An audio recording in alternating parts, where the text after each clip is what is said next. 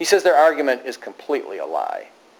The American Revolution, the argument by Wesley argued completely a lie. And then his successor, there's another work here, successor to Wesley was John Fletcher. And let's read this. A vindication of the Reverend Mr. Wesley's calm address to our American colonies, which we just read, in some letters to Mr. Caleb Evans by John Fletcher, vicar of Madeley, Solo. And Wesley's quote, or Fletcher's quote here is, as free and not using your liberty for a cloak of maliciousness, but as the servants of God, honor all men, love the brotherhood, fear God, honor the king. While they promise you liberty, they themselves are the servants of corruption. We're going to Iraq, promising people liberty and democracy, but we ourselves are slaves of corruption. Our soldiers are probably some of the most wicked soldiers that people have ever seen. I mean, they're wicked. Look, I mean, how many Christians are actually amongst our soldiers? Very few. Listen to the music they listen to. You see the words that come out of their mouths. Look at these men, these products of our public schools. They are wicked. Now, how can wicked men produce a good thing? I don't see it. Look where America's at. Look at the World War II soldiers. Were they not wicked? Look at their morality. It gets worse and worse. After the American Revolution, hardly anybody was going to church. Well, these wars produced wickedness. Of course, the morality was much better under George Washington's troops, but the morality that's under our soldiers in Iraq, have you ever looked into what they believe, what their moralities, when they're, just look how they behave. They listen to the most wicked music, wicked words always coming out of their mouths. Their morals they're disgusting by any Christian standard. This is where we're at, and we're gonna give, that's liberty. They promised them liberty. We're over there promising Iraq liberty, but they themselves are slaves of corruption. And you look at most of those soldiers, and can you that they're slaves of corruption. They're corrupt. The whole government's corrupt. It's corrupt everywhere. And the Christian is to come out from among them and be separate. And that's why the bishop of the Roman Catholic bishop, or the Catholic bishop of Canton, Ohio, and Fred Phelps, the Baptist preacher, are saying very strong, it's a deadly sin to be involved in the war in Iraq. Do you think they're wrong? Here is Fletcher defending Wesley's position. And Fletcher wrote a couple things dealing with this issue. Let's read something about Fletcher. An outstanding writer, Fletcher became a leading Methodist theologian. For although he did not follow the itinerant pattern of the Wesleys, Fletcher was one of the founders of the Wesleyan movement.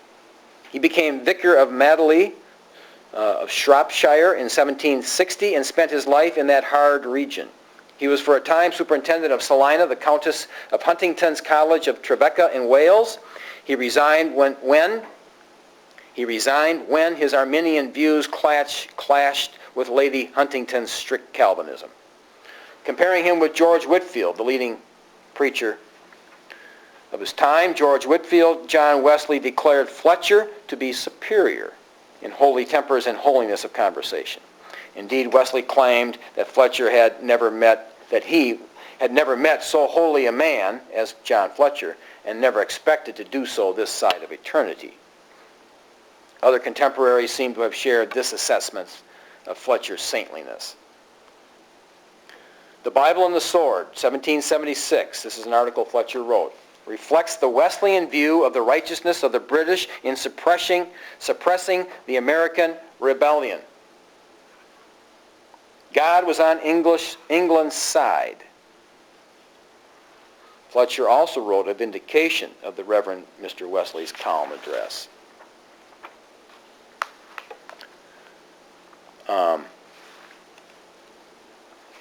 And this is a long article that Fletcher writes defending Wesley's position that the Americans were in total revolt against God.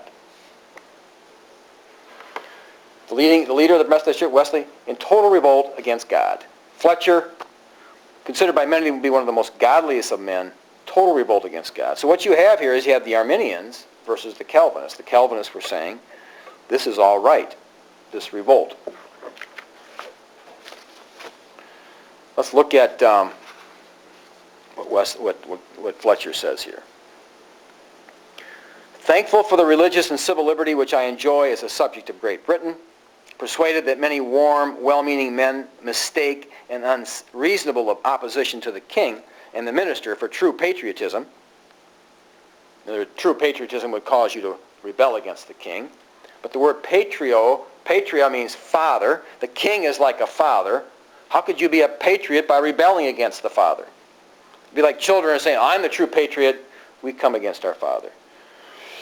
Fletcher writes, sensible of the sad consequences of national misunderstanding, ardently wishing that all things may be so ordered and settled upon the best and surest foundations, which, if I mistake not, are reason, Scripture, and our excellent Constitution, that peace and harmony may for all generations be established between Great Britain and her flourishing colonies, and desirous to inspire you, sir, he's writing this to an opponent of Wesley, and my dissatisfied dissenting brethren with the same loyal sentiments, I take the pen to expostulate with you about the system of politics which you recommend to the public in your letter to the Reverend Mr. Wesley, occasioned by his calm address to the American colonies. In other words, a person is opposing Wesley, and Wesley now Fletcher is now taking on Wesley's opponent.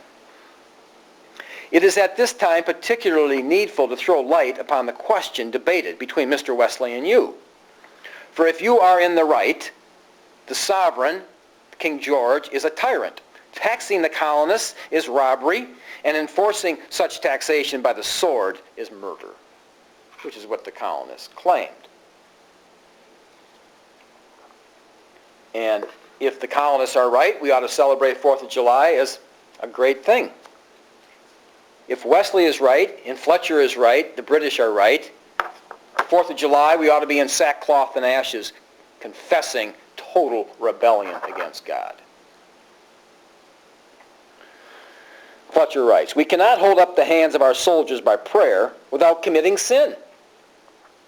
We can't uphold the hands of our British soldiers by prayer without committing sin. Nor can they fight with Christian courage, which is inseparable from a good conscience, if they suspect that they are sent to rob good men of their properties, liberties, and lives. Mr. Wesley asserts that the supreme power in England has a legal right of laying any tax upon the American colonies for any end beneficial to the whole empire, with or without their consent. And you reply, if the Americans are indeed subject to such a power as this, their condition differs not from that of the most abject slaves in the universe. They didn't want to be slaves. Did Jesus complain about being a slave? No, he says he became a slave and became obedient unto death, even the death of the cross. And he says, you want to be my followers, you must also become slaves to others and to God. So what's the problem? Did the American colonists were they influenced by the Masons who worship Lucifer? Were they influenced by the Masons? John Quincy Adams says half of the people are Masons. Half the people in government, local, state, and federal, Masons. And who are the Masons?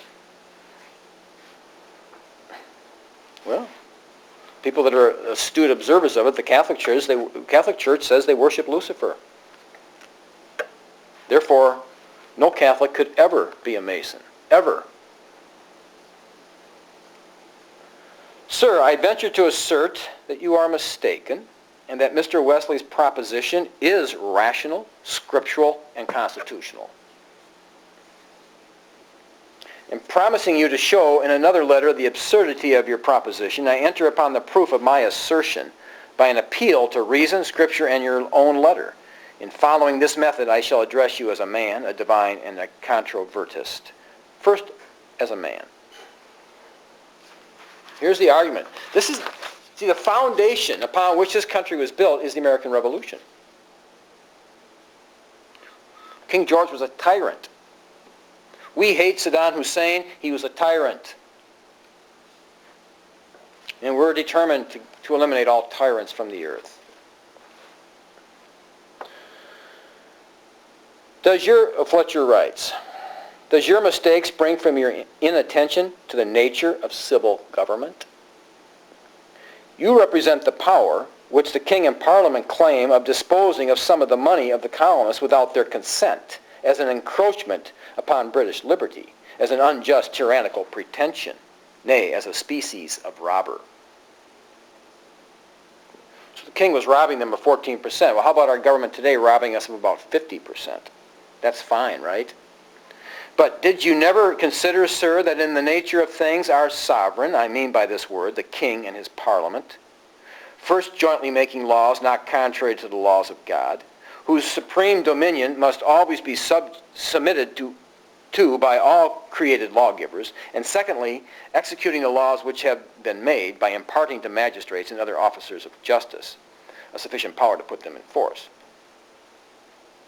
But did you never consider, I say, that our sovereign, whether we have a vote for parliament, men or not, has both a right and a power to dispose not only of our money, but also of our liberty and life, so far as that disposal answers ends agreeable to the law of God, beneficial to the peace of society, and conducive to the general good.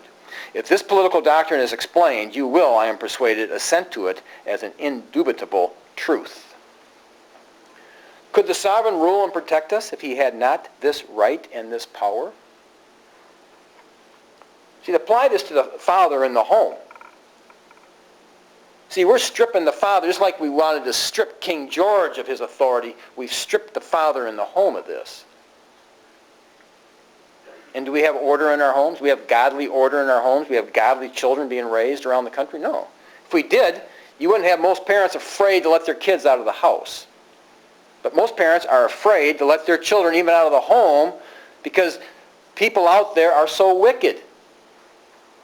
Well, why are they wicked? Because they're rebels. Because they don't obey their fathers. Because the fathers have had their power authority stripped from them. And you have the mothers running the homes, and the mothers can't control the kids.